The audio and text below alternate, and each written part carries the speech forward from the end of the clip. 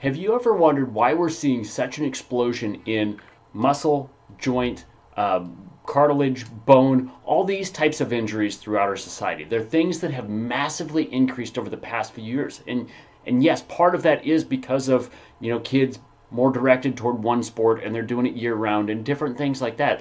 But it's not just kids that are experiencing these. We're seeing people that are 25, 35, 45 years old tearing up their knee. We're seeing them have joint replacements. We're seeing all of these different things that are starting to fall apart.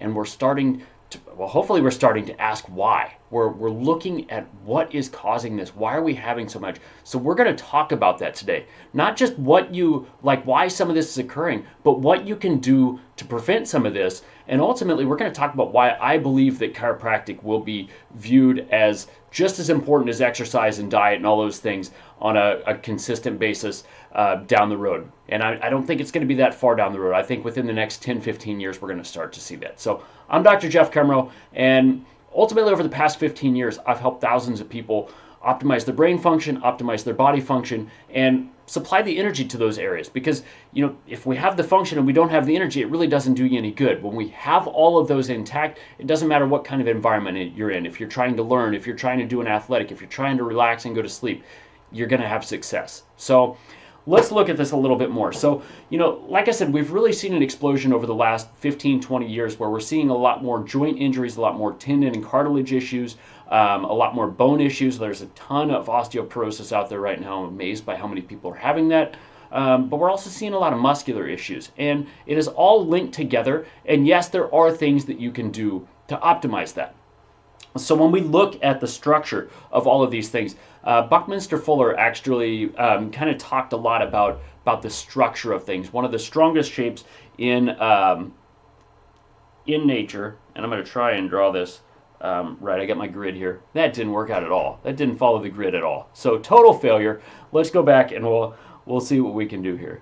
So the strongest shape is a triangle, and you can see this in the Superdome in New Orleans. It's something that is almost an impossible thing, so it really shouldn't be able to hold up the way it can, but when they made it with a bunch of these triangular shapes, it holds up better. It's called tensegrity. Those different things allow force to be distributed, so when you push these down, it stabilizes down here. If you push pressure here, it stabilizes over here. If you put pressure right here, it stabilizes over here. So all of those work together to basically stabilize and improve the strength of the structure as a whole. So there's constantly stress on each one of those. There's constantly compression that allows it to hold its shape. It actually stabilizes it in a better way, shape, or form.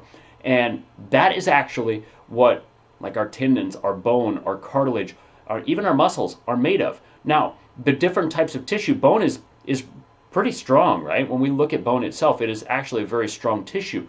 Cartilage is 30 times weaker than bone. Muscle is 1,000 times weaker. So it's understandable that we would see a lot of injuries in these types of things, right? But the stresses that we put on ourselves, they often should result in injury. And when we can come up with this tensegrity in the system, we keep those things stable. If we lose tensegrity, that's where we end up getting a shearing force. And instead of having force disperse the way that it should, it disperses a little bit more omnidirectional, and you get stress on this area over here because it doesn't balance out over here. We're not compressing everything together the way that we should. And there are a couple of different factors that go into this. So first thing is how well we're producing energy. The better we're producing energy, the better all of this holds together. A lot of the stuff in bone, they want you to believe that, it's just osteoporosis happens and you just have to go and get a shot. That's not really what happens. We start losing our ability to make energy. When we lose our ability to make energy, we lose the strength of the magnet, right? So if you imagine our bone is a magnet. So we'll draw a very, very weak looking bone here. If our bone is the magnet, it's going to attract all that stuff in there. It's going to attract the calcium and the manganese and all those other minerals that make up bone. It's going to attract all of that into the bone.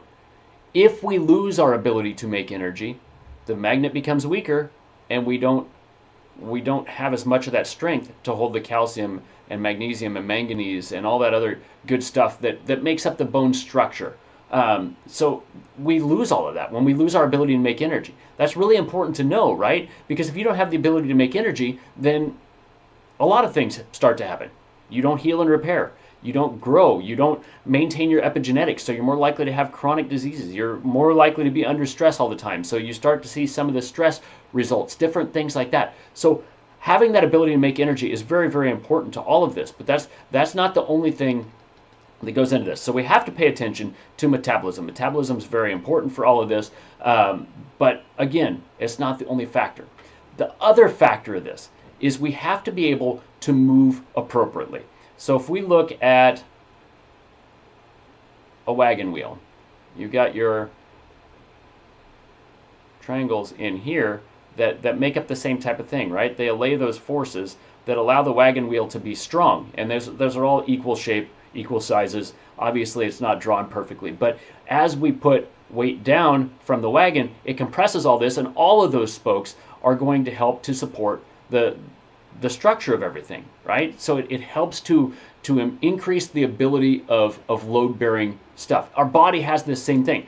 If we look at a bicycle wheel, it's built a little bit differently. So on this, you have a wire that comes down and it wraps around and it comes down here. And you have a wire that comes down and it wraps around and it comes down here. And this actually produces a little bit more stability because it's got the wire all the way around. It goes to the opposite side. It's attached in all ways. This one, they don't necessarily go straight across. They just have the triangles. Our body needs that same stuff, but our body has fascia, it has bone, it has muscle, it has all of these things that work together. Now, many of you are probably familiar with the S-shaped curve of the spine. What that does is it helps to, basically alleviate forces. So, we got things going up and down in each way. So if we get compressed, we have some ability to absorb that shock. If we get stretched, we again can absorb some of that shock. It doesn't matter if it's coming from the top, it doesn't matter if it's coming from the bottom, we can absorb the stresses that are put on us throughout the day. But we have to be able to maintain our structure, and our fascia does a lot of that. So we still, even if we are bent forward, again, terrible picture, but even when we're bent forward, we've got the fascia that runs through our system to keep everything in line and keep that strength, keep that tension on there. Because all of this up here is about tension. If we've got equal tension on that tension is always there, that's when everything is stable, right? Just like the Superdome. If we lose that tension, we've got problems. So as long as that tension is there, we're good. And our fascial systems allow for this. Now, how does this pertain to chiropractic? In chiropractic, we've talked about what it does. It ultimately is based off proprioception, the feeling of where you're at in space, right? That feeling of where you're at in space allows you to move more appropriately. That sensation of where things are, tells you, I need to move in this way. I'm not getting proper tension over here. I need to stabilize this down here. It gives the brain the information that it needs to keep you stable.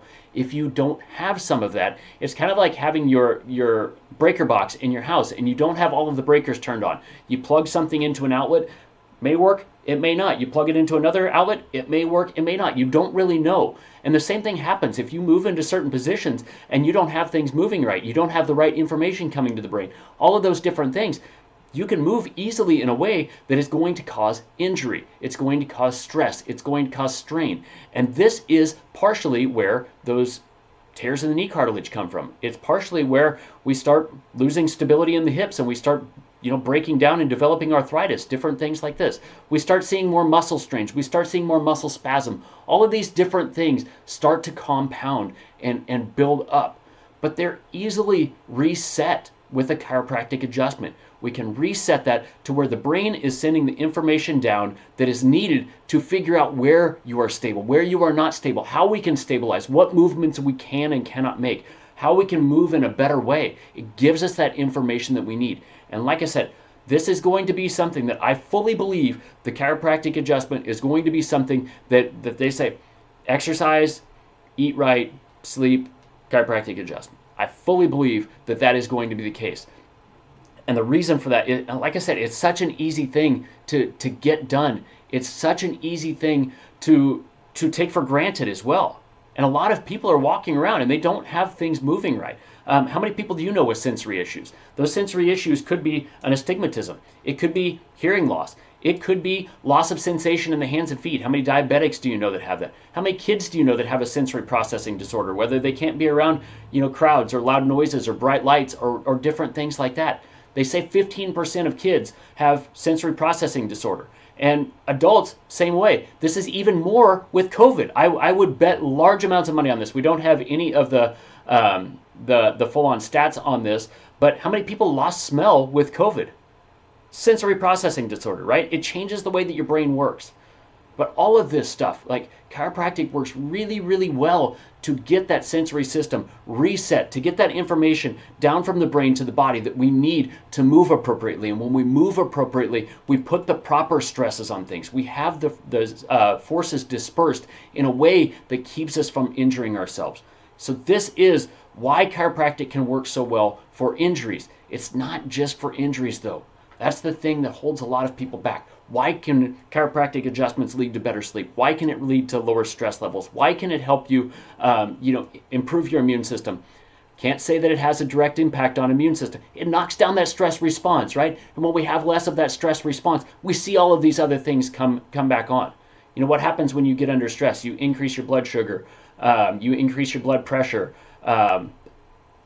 clotting factors, immune function. You'd think that that's good, right? But when we have all of these things for long periods of time, what do we end up with? Blood sugar, diabetes, blood pressure, cardiovascular disease, clotting, strokes and heart attacks and blood clot problems, immune system, autoimmunity, allergies, different things like that can happen with this long term. At the same time, stress knocks down your ability to heal and repair, sexuality, and what's the other one? Gut function. Important, right? Because if we have decreased healing and repairing, that's ultimately what cancer is, right? But it's also what all of this is, those long-term chronic injuries that we face. Decreased sexuality. How many people do you know that don't have the proper levels of testosterone or estrogen or different things like that? We know all sorts of people that are looking for hormone replacement, right? Huge market for it right now. How about gut function? If you don't break down fats the way that you're supposed to, this leads to you pushing toward more sugar. You have to make energy. You have to feed the brain. You have to feed the body. It's going to make energy either way. So if we can't break down those long-term sources of good quality energy, we push more toward sugar, which again leads us more toward diabetes. So all of this stuff is so important, and this is why chiropractic care really thrives and needs to be a bigger part of all of our lives. I get adjusted on a weekly basis whether I quote unquote need it or not. Why? Because it's something that helps us all function better. So I hope that this helps you. If you have questions, you can either drop them in the comments or you feel free to DM me. But again, this is something I fully believe chiropractic is going to be viewed as something that is imperative to health. It's just a matter of time as we get more and more of that research that's coming out. But if you're not focusing on your metabolism, if you're not focusing on proper biomechanics, then this is a big part of the reason we're seeing the number of injuries in the tendons, ligaments, bones, muscles, all of that stuff that we're seeing today. So I hope that this helps you. As always, I appreciate your time and attention. I know that's your biggest resource, your most valuable resource, and I appreciate you spending some of it with me. So if this is helpful, please like or subscribe, and I will catch you on next week's video.